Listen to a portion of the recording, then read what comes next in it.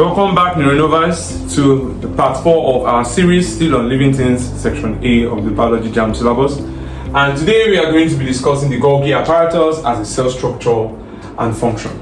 Now, in our last series, we discussed the smooth endoplasmic reticulum and the rough endoplasmic reticulum, and we were able to appreciate that these two structures here usually will lead to the release of a particular vesicle.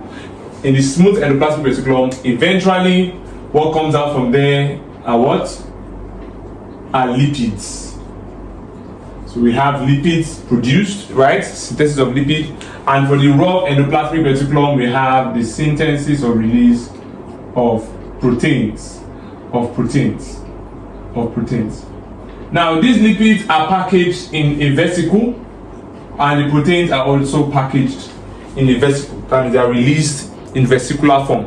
Yeah, in cells, what we have is vesicular kind of transport. Good. Now, where does the Golgi apparatus come in? The Golgi apparatus is a structure that performs functions associated with the receiving of whatever has been released by the smooth endoplasmic reticulum and the rough endoplasmic reticulum. So the smooth has produced the lipid. The smooth has produced the lipids, which can be your fats, can be your cholesterol, can also be your phospholipids. While the rough endoplasmic reticulum has synthesized the protein. So we have that here. So those vesicles, respectively, each of them will eventually be taken up or received by the what? By the Golgi apparatus. So let's assume that this is the precursor molecule here. So we have this precursor molecule here. This is the precursor molecule that contains maybe lipid or protein, any of them. So this molecule here will be received by one side of the Golgi apparatus. Now, there's parts of the Golgi apparatus that functions in receiving vesicles. The part of the Golgi apparatus that functions in receiving vesicles that has been released by the smooth endoplasmic reticulum and rough endoplasmic reticulum is called the cis Golgi. Now, it means that Golgi apparatus have different sides. In fact, basically as a JAMBite, you need to be conversant with the two sides of the Golgi. So this part here where the vesicle are taken up or received is called the cis Golgi. So they call it the cis Golgi. If you are conversant with your organic chemistry, you must have heard of cis and trans in geometrical isomerism. So that terminology is what we're using here. So we have the cis Golgi, and then the molecule that has been taken up by the cis Golgi will then travel through the Golgi apparatus, and some things are going to happen to it, which we're going to discuss later on. So it's going to travel through the Golgi apparatus, and then it will bud off. What does that tell you? That means initially that package, this thing here that has been traveling, will then first of all form a bud in this region here, like a bud and a vignetion, which will later break off. That's when we say bud off. Are you getting me now? So it will bud off to either become the lysosome or take part in and become a membrane protein or get excreted out, like we said earlier. Now, good.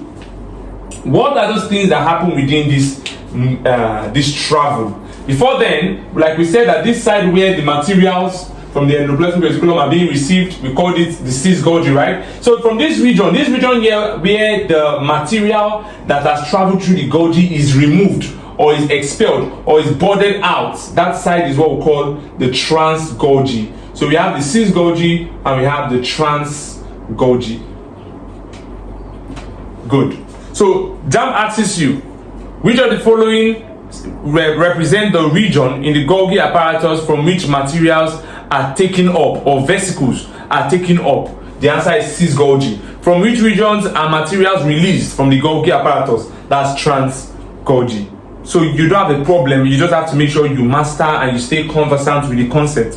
Alright, so as I was saying, when I was doing my description, I said that while this vesicle is taking up and traveling through a certain number of things will be happening to it, right? Those constitute part of the functions of the Golgi apparatus. So here now we've been able to establish that Golgi apparatus will do one of the functions of what? Of receiving vesicles. It will receive vesicles, right? From the endoplasmic reticulums. Another function it will do Are you there now? While it is traveling through this place is what we call modification. So that came out in the JAMB past questions, and it comes out repeatedly most times every year, where they'll be asking questions like which of the following is the function of the Golgi apparatus. And then the one many people are conversant with, the majority of students are conversant with, is what? Is the fact that it does the function of transport and packaging, distribution as well. And then they're not conversant with the fact that this guy also does modification. You see JAMB asking you which of the following cell components is responsible for phosphorylation. The answer is Golgi apparatus, because that's the modification process. So this modification here, we have two major kind of modifications that are very common. Are you getting that commonly happens in the Golgi apparatus? Are you there now? Two major modifications that usually happen in the Golgi apparatus. One of the modifications you have glucose and glycosylation. You have glycosylation, which we've discussed earlier. What is glycosylation? Where carbohydrate molecules or glucose is what? Is conjugated with protein molecules. It also happens in the endoplasmic, in the Golgi apparatus. Then what's the next one you have there? Phosphorylation. So phosphorylation is just about the addition of a phosphate to what? To an existing compound. For probably you had ADP, adenosine diphosphate, which is common, right? This ADP now turns into ATP. Check the name, adenosine diphosphate, right? And the common one you used to call right from SS1, adenosine triphosphate. The difference between these two is that this is diphosphate, 2 phosphates. This one is how many phosphates? 3 phosphates. So what do you see happened when this compound turned from ADP to ATP? What happened was what? Was phosphorylation. There was an addition of a phosphate to this ADP to make it an ATP. That is what happened there. Who does that? The Golgi apparatus. Are you getting the concept now? So the Golgi apparatus does the function of what? Of the modification. Good. Now, another thing again that the Golgi apparatus will do is to package. The molecules. It performs the function of packaging molecules. So this is what happens. Why the molecules have been modified while they are traveling here? Maybe they've experienced glycosylation, they've experienced phosphorylation. Even this glycosylation, there are 2 types. You understand? You never can tell what JAMB might ask you, but let's just mention those 2 types. There are 2 major types of glycosylation. You have the N type and you have the O type glycosylation.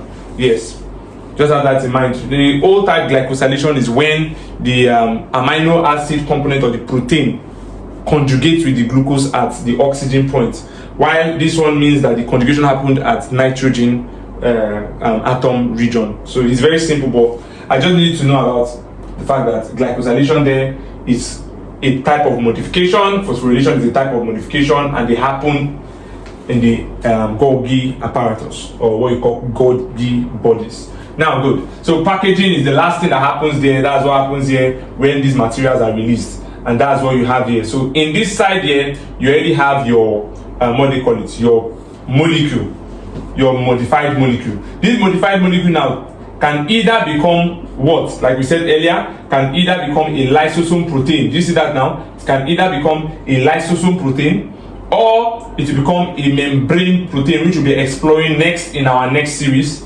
either now in the next part of this series. And finally, you now have some being what? Excreted. Now, before we wrap up this lecture on Golgi apparatus, there is something JAMB leverages on when it comes to question pertaining to this. And what's that? There is this confusing concept between cristae and cisternae. Cristae and cisternae. Yes, many students, even those of you that are conversant to this word right now, I'm sure that there are some of you, you've heard these 2 words, but now you are trying to remember it's cristae for this one or for this one. Whenever you hear the word cristae simply represents each of these flat folds on this diagram. Cisternae. It represents each of these flat foldings, these foldings here. Each of them, they are called cisternae. So cisternaes are found in the Golgi apparatus. Are you there now? Now let me quickly shock you. One thing again you should know is that this same cisternae can be found in the endoplasmic reticulum. Can be found in the endoplasmic reticulum as well. See that now? So JAMB knows that many students don't know that this guy, Cystine A is not only found in the Golgi apparatus. Now they will not give you a question: in which of the following organs or organelles is cystine A present? You will not be looking for Golgi apparatus in the options and you will not see it, but you will see endoplasmic reticulum. You understand now? And then for those students that are not well knowledgeable, you see them saying, I saw one question and the answer was not inside the question. Meanwhile, the answer was smiling at them there. You understand? But here in Renova Science, we make sure that we give you the entirety of knowledge here, so that you will not be found wanting in the exam or trying to rack your brain around concepts. You would have learned all the concepts. So that's what's very important here. So you have cystine A in this, what they call it, smooth endoplasmic reticulum, rough endoplasmic reticulum, and you also have it in the what? Golgi apparatus. And remember I said it is a what? It's a flat surface. So it's just a flattened, curved surface there. So each of these represents each cystine A. Good. So that will be that for this lecture on Golgi apparatus. Please do well to subscribe to our channel and also click on the notification below, so that when we post new videos like this, you'll be notified. As well, do well to comment in the comment section below. If you have any question, we will respond to you duly, either via video or theoretical responses.